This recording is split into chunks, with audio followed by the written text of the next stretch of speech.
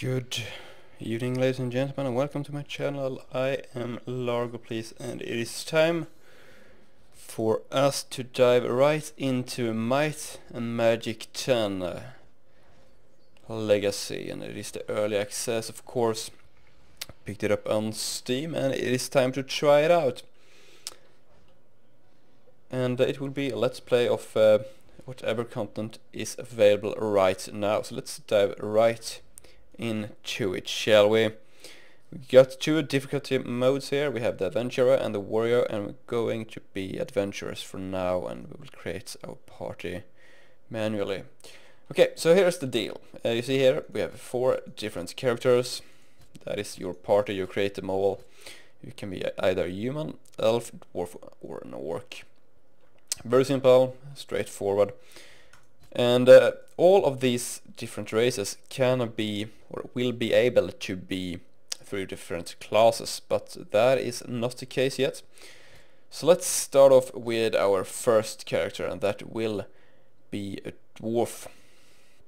And the dwarves can only be defenders so far. As you can see, we've got not available and not available.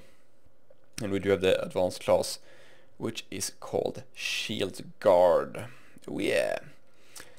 And we need to create this guy. It will be a lady. Let's see. Not choosing me would be a mistake. Yeah, a cynical little lady dwarf with a big shield. Yeah, let's do that. And let's call her... well, I need a good name for her. Let's call her...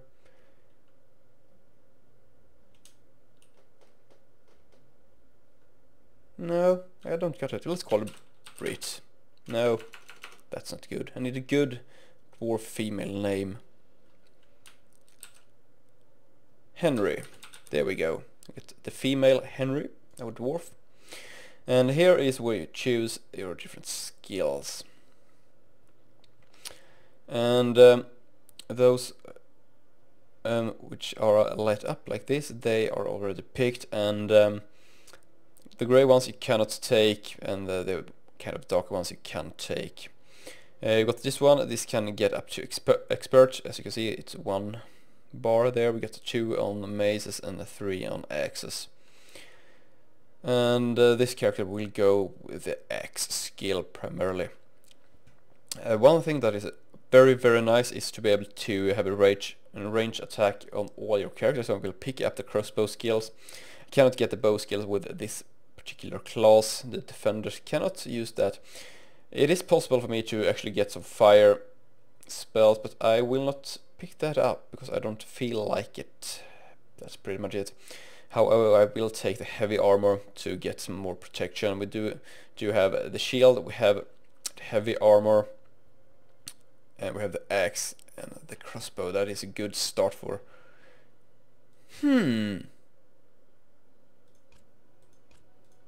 Didn't I rename her to Henry? Henry, dwarf defender. There we go. Perfect. And let's continue on to the points, the stat points. We have might. You will strike harder. You will get more life. Magic. Nothing for us right now. Increased maximum mana. Increased magical power. We got range damaged, and all attack values are increased. With perception, we have destiny, critical hit chance, and evade. You have vitality, which increases health, and that is pretty much it. And we do have spirit as well. If you look at race, dwarves are granted 2 extra health per point of vitality, so vitality is beautiful for our character here, and some in might as well, because I want to strike at least decently hard. So let's move on to our next character, and that will be an orc. And these guys are quite strong, I have to say. And they are demon slayers. Any damage dealt to demons is increased, fierce, harder criticals, and they can dodge negative conditions. That is nice. Let's move on here. We can get a barbarian. That is pretty much it for us so far. So let's take that. And that is that will be our barbarian, I think. And his name will be Frederick. Yeah, I know that's not a good name for barbarian, but that is who he is, Frederick. Well, let's do Grom, there we go, we have Grom the barbarian. He has feathers in his hat, perfect, and... Orc always happy to help, if asked nicely. Okay, let's go with the cynical. Forests are lame, jungles are better. Yeah, let's do that, and here we have the orc skills. As you can see, a lot of them are grayed out, you cannot pick those. However, you can pick everything else. And you can either go with the mace, with the axes. And barbarians are quite decent with axes, they can get up to master. Of course, it's nicer with the grandmaster weapon, so I will actually choose that. I think, I'm not sure. Yeah, probably. Yeah, most certainly. And let's see here, we can dual wield, you can get, let's see, what weapons? I'm not really sure what different weapons. I know swords, daggers, at least axes, maybe one-handed maces. I'm not really sure about that one, so... but that isn't a problem, because I'm going with a spear on this character. You can either go with spear or maces. Two-handed maces are really strong as well. I really like spears, I can show you that later on. They have a nice little bonus. And of course the bow. I really love this skill, it is so incredibly good, especially in the beginning, when you easily die. And we also have two-handed, the mere sight of a fighter wielding a great weapon with both hands can make opponents tremble with fear. So this is great skill using a two-handed weapon such as the spear. So that is what we're going with. There are some other really nice skills down here as well, but we will have to pick them up later, especially endurance. So let's continue on, and of course might is the way to go here quite heavily. Some vitality, I think. Spirit, nope. Destiny, nope. Perception, we got a decent amount. Magic, nope. And let's go with the might on Grom. Alrighty then, we have a dwarf, I have an orc. We will pick up an elf for our next character, and let's see, we can get to Warden. You can choose a ranger and something later on. That is not a problem anymore. And here we got, let's go with Freya. Yeah. Perfect. Choose me. Oh, that is a classic. I like it. Okay, so let's see, what can we do with Freya, our elf ranger? She actually starts with a dagger, so that is quite decent. You could go with sword fighting and dual with swords. I might do that, because why not? You can get up to master, and that should be quite enough. Already got bow skills, so that is not a concern of mine. You can get medium armor, that is also quite nice. And what you also can get is some magic on this class. Let's see, I think light magic is some of the healing spells. We cannot go there with this character, that would be nice. Earth magic with entangle is quite nice to have, I have to say. So we might actually do that. I'm not really sure. It depends on whether I'm going with swords. I think I will go with swords and dual wield because I can. That is the logic behind that. Yep, nothing more to say about that, really. I know daggers probably are stronger because you can get up to Grandmaster, but I don't care. I want my swords because that is awesome. So let's continue on from that point. And she is mainly focusing on the ranged attacks, but some magic is quite alright. Spirit will be really low, but you can cast an entangle every once in a while, and that is nice.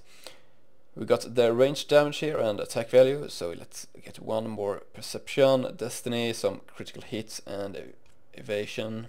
Let's get up to 10 at least with might, and 10 in a destiny as well. Yeah, that should do the trick. Vitality is a later problem, let's handle that later on. And finally we have humans, and this of course means that I will have one of each class currently available in this early test. So let's continue on here with our mage, and yeah, he could actually be named Alan. I think that feels alright. Alan the mage. Let's continue on. That was my cat, I think. He's whining a little. And once again, I'm going with this crossbow skill because I really like it. And something that is really incredibly important. As you can see here, by the way, start skills left, we've got 7 left here. So mages really got a lot of things going on. Mana is incredibly important, so I will focus on that one. We've got mysticism here. That is one of the skills which actually grants you some mana. That is something that I will struggle with anyways. Let's see here, we got arcane discipline. Here's meditation. Energetic experiences prepare the body and mind to withstand even the strongest magical assaults. Yep, that is defensive skill. We've got magical focus. And of course all the magical spells. And I really like light magic because that is... well, we have some healing spells there. Basically we have 6 points left here. We got our mysticism, and let's just get all magic trees because why not? I think that is a good reason. And here I will not focus on magic, even though that it gives some mana, but I am going with spirit because I like mana. I really need it. I will be starved anyways. And here is our party. We got Henry, the Lady Dwarf, we have Grom, the Orc Barbarian, Freya the Ranger, and we got Alan the Human Free Mage. So let's go into a battle. What is the meaning of a dream? Only Asher knows. Are they omens warning us of future tragedies? Distant memories dying in the deafening silence of the void? Or are they sometimes both? The death wish of some ancestor bargaining with the dragons that his legacy be carried on. Last night I dreamed such a clear vision of past events. Terrible things I had wanted to forget. They refused to fade away, demanding, pleading to be told one last time. This story begins with what we now call Uriel's deception. During the fabled Elder Wars, wars that once pitched the children of the light against the children of darkness. Uriel, the great archangel, had vowed to avenge his family, slaughtered by the greatest warrior and tactician of the Faceless, Erebos, the master of assassins. For centuries, Uriel, consumed by hatred, planned his revenge. Shortly before the second eclipse, Uriel and his inquisitors provided proof that the Faceless were plotting to rekindle the fires of the ancient wars. Emperor Liam Falcon, an ambitious man, easily enthralled by the Archangel's righteous determination, declared a holy war against the children of darkness. And Uriel's own brother, the Archangel Michael, esteemed and feared general of the ancient angel host, was brought back from the dead to lead the onslaught. But Uriel's plan had one fatal flaw. He underestimated the courage and resourcefulness of the humans he had set out to use in his machinations. There were some who saw through his lies, seeing Uriel's proof as clever fabrications. The murders and sabotages of which the Faceless had been accused were his own doing. Angels cannot lie, or so the saying goes, but there's nothing written saying that they have to tell the truth. Uriel escaped the justice of the courts, but not the judgment of the dragons. Uriel, Michael, and the Emperor Liam perished in the bloody fires of the second eclipse. But a legacy remained, continuing to poison the Empire. When the true extent of Uriel's deception was revealed, the scandal nearly ripped the once great and holy nation apart. Distrust grew between the Empire and its allies. Dissentful whispers could be heard throughout the hallways of the Imperial Court. And outside of the Empire's borders, the colonies and protectorates were clamoring for independence.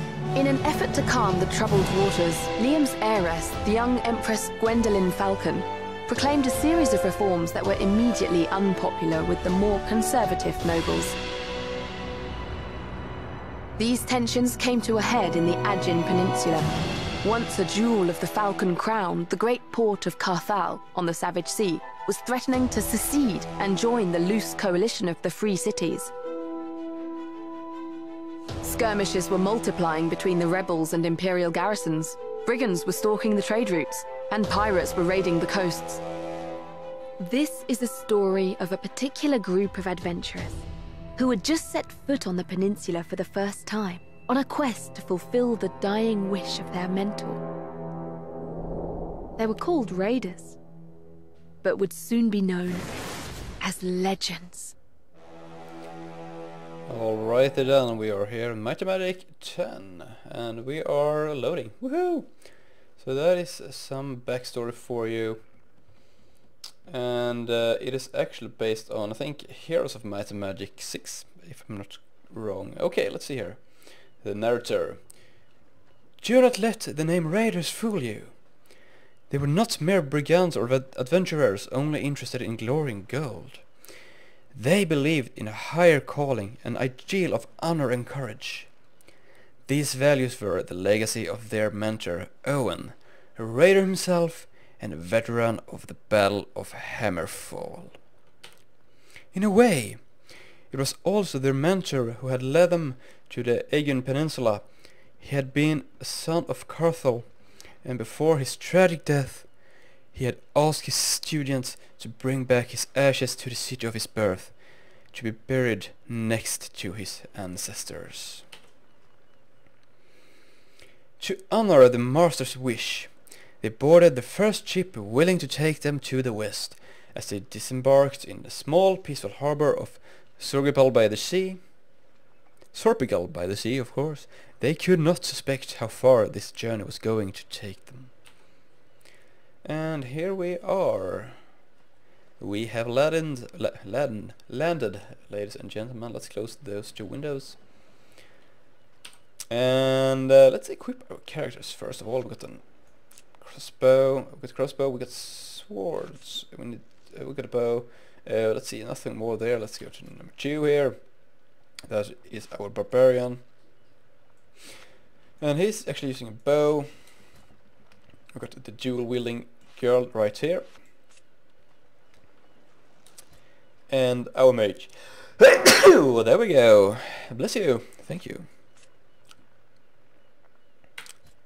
Alrighty then, we have our 4 characters right here and right now.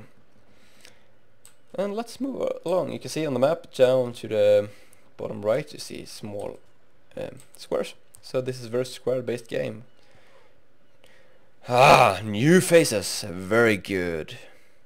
I suppose you arrived with the morning tide, with that boat from the east. Welcome to Sorpigal by the sea. You're raiders, are you not?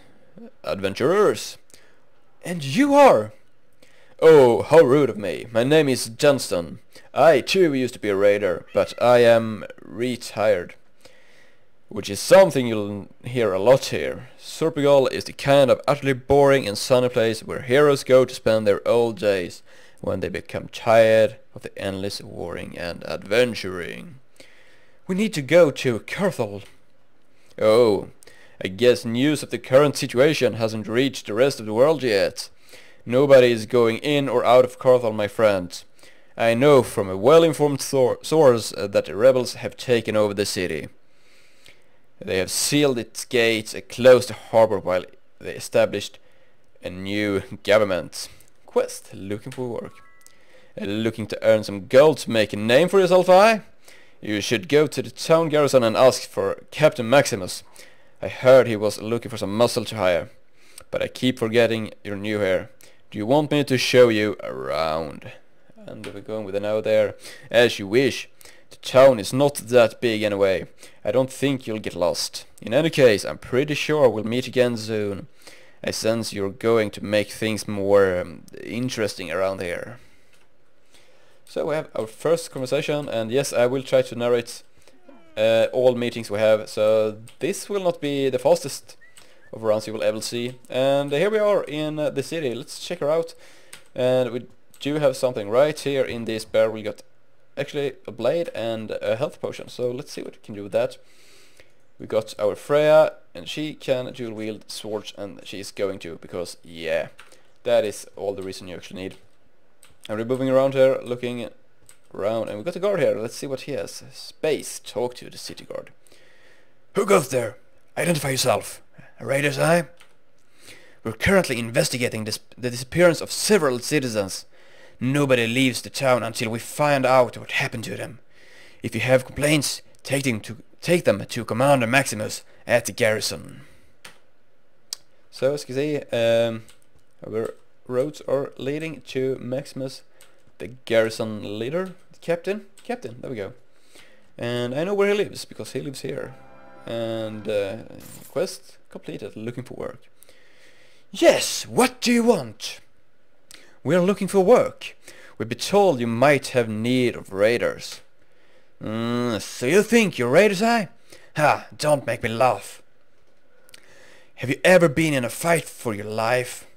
Have you ever looked an enemy in the eye as you pierced his heart with your blade? I thought as much. Go home and stop wasting my time. How can we prove ourselves to you? Your persistence, I give you that. Good. That's one of the qualities you'll need to survive as raiders. I'll tell you what.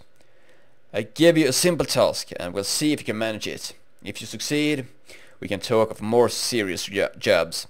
What say you? Don't worry, I won't ask you to go kill rats in a cellar. A couple of villagers has disappeared lately, and my best lead is a drunkard who claims he spotted spiders coming out of the town's well at night. I didn't believe him until I saw the 8-legged freaks with my own eyes. Nasty things. So you and we're going to descend down that well and clear the nest. You're not afraid of spiders, are you? Oh, and by spiders I mean big ones. Let's go. Alright then, as we can see, we have Captain Maximus. Oh, it's your raiders again. What is it? I cannot really say anything to him. But if I'm going to do the voices, I will have to do it all the time. So this is actually the city, which we are moving around in, and I think it is time to visit the tavern.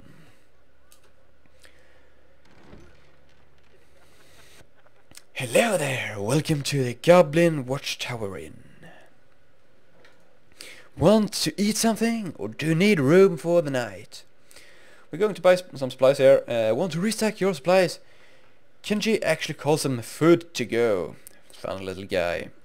But we actually have supplies, so that's not something we need. We can get some gossip. We also have Yazad.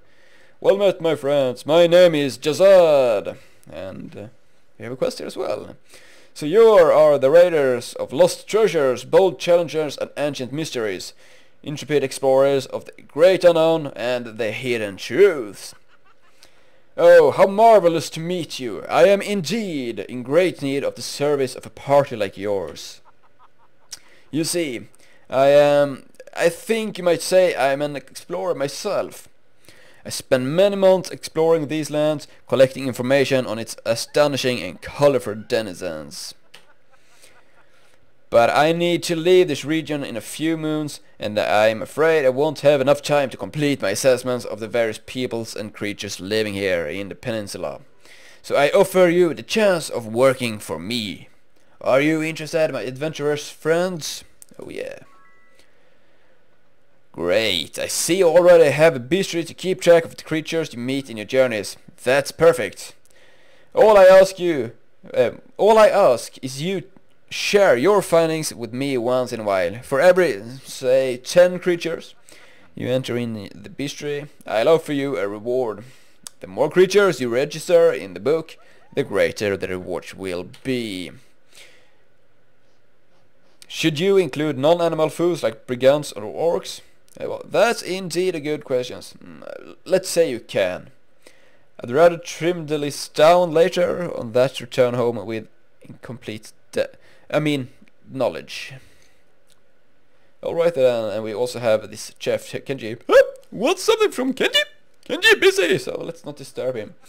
And that will be the first part when we just arrived here with the party creation and the first city of something. Let's see.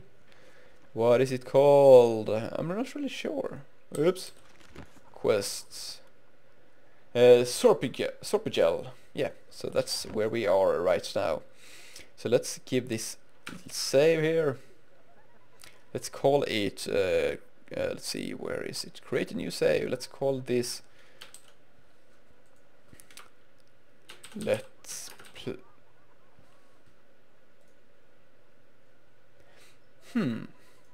Let's do that again. Nope. Let's play. There we go. So this was the first part of this series. And if you like this, please subscribe and press that thumbs up button. And I will see you later on. Thank you everybody for watching this Let's Play, and have a wonderful evening.